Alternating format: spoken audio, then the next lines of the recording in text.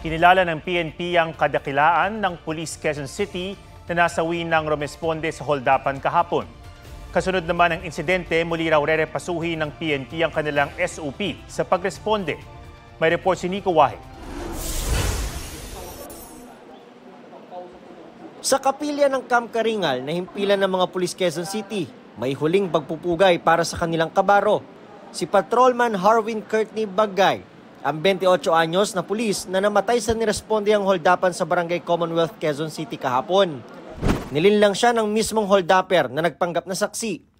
Habang itinuturo ang direksyong tinakbuhan umano ng tinutugis ng pulis, binaril siya pagharap niya sa suspect na kinilalang si Rolando Villarete, 33 anyos, dati nang nakulong sa mga kasong illegal possession of firearms, alarm and scandal at attempted homicide.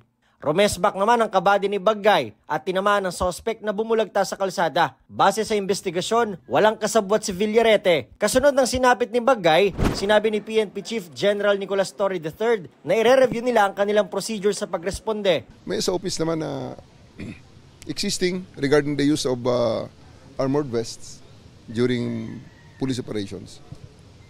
So i-revisit lang natin yun, titingnan lang natin para at least mamitigate naman ang danger sa ating mga tauhan.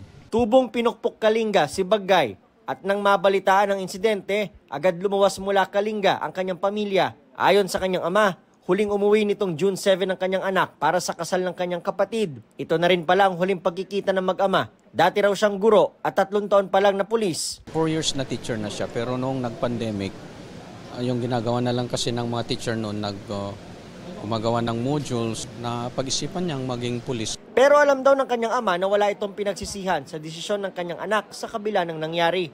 Siguro may plano si Lord, may plano si God. I love you very much, anak ko. I'm very proud of him. Kung hindi niya ginawa yon, baka marami pang ma-hold up ng mga tao kung hindi napatay yung suspects. Ang PNP ginawa rin ng posthumous citation at medalya ng kadakilaan si Bagay. Ang kanya namang kabady, ginawa rin ng medalya ng kagalingan. Tayo nalulungkot pero we celebrate his heroism. Parang yan ang inalay ang buhay para sa serbisyo, para sa iba. Bumisita rin sa burol si NCRPO Chief Brigadier General Anthony Aberin.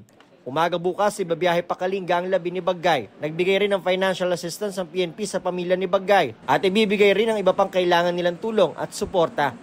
Nico Wahe, nagbabalita para sa GMA Integrated News. Huwag magpahuli sa mga balitang dapat niyong malaman. Mag-subscribe na sa GMA Integrated News sa YouTube.